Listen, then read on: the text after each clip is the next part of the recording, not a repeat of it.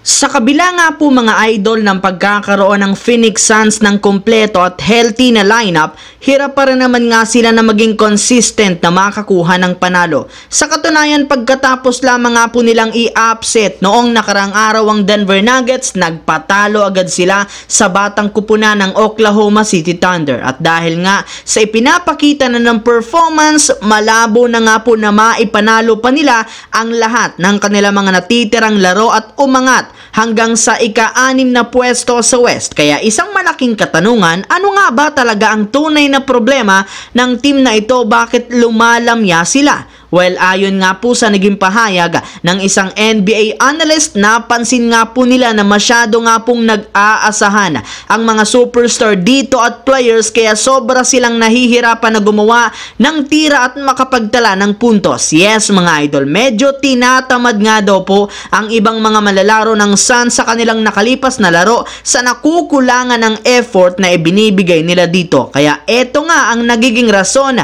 bakit natatalo sila. Samantala, kasunod nga po ng pagkatalo rin ng Los Angeles Lakers sa kanilang huling game, mismong si LeBron James nang nagsabi sa media na mas kailangan nga po ng kanilang team na mag-ingat sa kanilang susunod na laro kahit puro mga below 0.500 ang kanilang kupunan na makakatapat dito, kagaya na lamang ng Brooklyn Nets, Toronto Raptors at Washington Wizards. Yes mga idol, lahat nga ng mahihina ang kanilang makakabangga sa kanilang next 3 road games, na isang magandang balita para sa kanila since mas magiging madali para makakuha ng panalo. Pero dahil nga sa kanilang ipinakitang malamyang performance sa kanilang last game, hindi pa rin naman sila dapat magpakampante, gayong maaari nga pong maulit muli ang sobrang paglamya ng kanilang shooting na magiging rason kung sakali man ang kanilang pagkatalo. Bukod nga po dyan, sinabi rin naman nga ni LeBron James na hindi nga nila masyadong aasa sa pagbabalik at paglalarong muli ng kanilang player na si Gabe Vincent, dahil alam nga po nila